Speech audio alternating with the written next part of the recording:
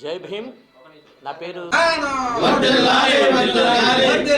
మాన్య శ్రీ కాంశీరామ్ గారి ఆలోచన విధానం मान्य श्री कांशीराम अमर है अमर है अमर है अमर है వర్ధిల్లాలి మాన్య శ్రీ కాంశీరామ్ గారి ఆలోచన విధానం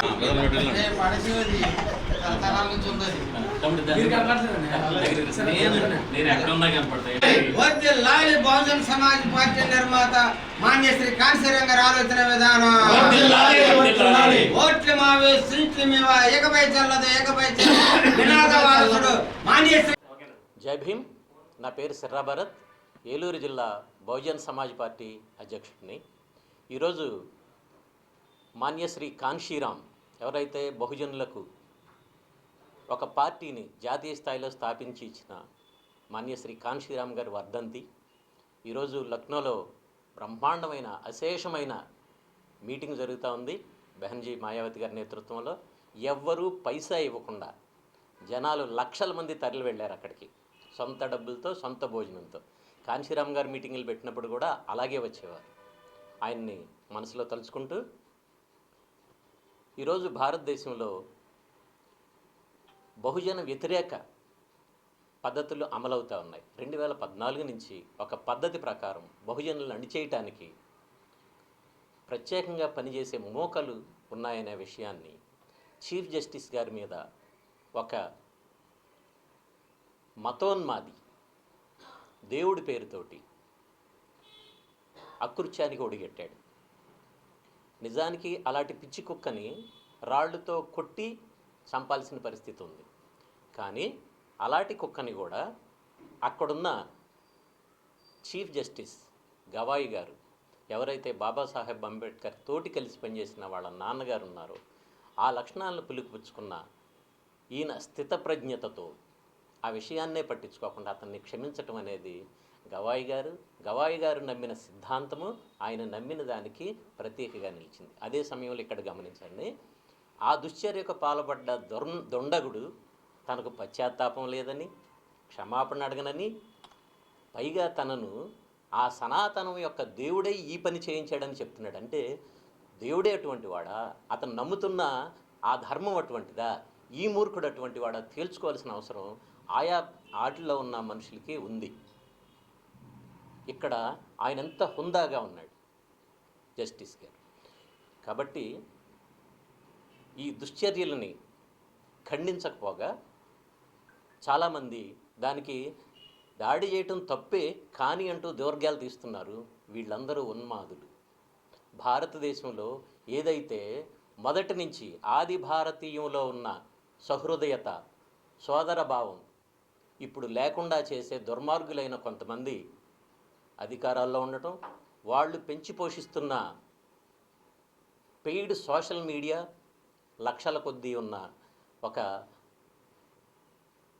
కలగూర గంపలాగా వండిన చరిత్రని, దొంగ చరిత్రని ప్రజల్లోకి తీర్చుతూ బహుజనుల మీద శత్రుత్వం, విద్వేషం ప్రేరేపిస్తున్నారు. దానిలో భాగమే ఒక కుట్ర చేస్తూ ఒక దళిత బిడ్డ తన ప్రతిభతో, తన స్థితప్రజ్ఞతతో భారతదేశ అత్యున్నత న్యాయస్థాన చీఫ్ జస్టిస్గా ఎదిగితే ఓర్వలేని సనాతన ధర్మమని చెప్పుకుని ఈ దుండగులు ఈ దాడులు చేస్తూ వాళ్ళు ఏం చెప్పదలుచుకున్నారంటే, ఎవరైనా సరే మంచిగా ఉంటే, మంచి తీర్పులు ఇస్తే, ఆది భారతీయుని మనసులో నింపుకుంటే, సోదరభావంతో ఉంటే, సమానత్వంతో ఉంటే వాళ్ళ మీద దాడి చేస్తాం, అదే మా ధర్మం అని చెప్పబోతున్నారని మనకు అర్థమవుతూ ఉంది. మేం చెప్తున్నాం, ఆది భారతీయత ఏదైతే బుద్ధ భగవానుని ఆలోచనలు ఉన్నాయో, ప్రేమ, క్షమ, సోదరభావం, ఇవే భారతీయుల యొక్క ఆత్మ. అది కాదని ఇప్పుడు ద్వేషభావం లేకపోతే దాడులు చేయటం అనే మీరేదైతే చెప్తున్నారో ధర్మం, అది ఆ ధర్మం అయితే ఆ ధర్మం అక్కర్లేదు. దానికి ఉదాహరణే ఈనాడు ఆ దొండగుడు చేసిన సుప్రీంకోర్టులో దుశ్చర్య. 75 సంవత్సరాల నుంచి భారత రాజ్యాంగాన్ని బహుజనులందరూ తూచా తప్పకుండా పాటిస్తున్నారు. ఎందుకంటే ఈ 75 సంవత్సరాల్లో అనేక వేల లక్షల తీర్పులు మాకు వ్యతిరేకంగా వచ్చినాయి. మమ్మల్ని చంపేసినా కూడా వాళ్ళు నిర్దోషులుగా తీర్పిచ్చినప్పుడు కూడా మేము బాధపడి వాళ్ళని క్షమించాం తప్ప మేము దాడులు చేయలేదు. ఎక్కడ మేమే చెప్పులు కనుక ఇసరాల్సి వస్తే కోర్టులన్నీ చెప్పులతో నిండిపోయి ఉంటాయి. కానీ మేము బాబాసాహెబ్ అంబేద్కర్ వారసులం, చట్టబద్ధంగా ఉంటాం, చట్టపరమైన దారిలోనే నడుస్తాం. జస్టిస్ గవాయ్ మీద ఒక దుశ్చర్య చేసిన ఒక దుండగుడిని కఠినంగా శిక్షించాలని ఈ చర్యను తీవ్రంగా మేము ఖండిస్తున్నాం. అలాగే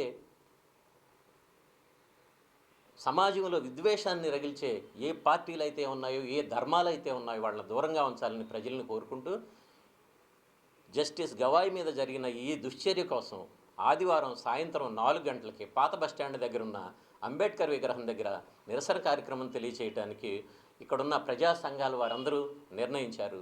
కాబట్టి ప్రజలందరినీ కోరేది ఏంటంటే, మీరు స్వచ్ఛందంగా బాబాసాహెబ్ అంబేద్కర్ విగ్రహం దగ్గరికి ఆదివారం సాయంత్రం 4 గంటలకు చేరుకోమని, ఇలాంటి దుశ్చర్యలను ఖండిద్దామని, భారత రాజ్యాంగం యొక్క ఆత్మ, సోదరభావం, స్వేచ్ఛ, సమానత్వం అనే దాని మీద మనం ముందుకెళ్దామని తెలియజేస్తూ ఈ కార్యక్రమాన్ని విజయవంతం చేయవలసిందిగా కోరుతున్నాను.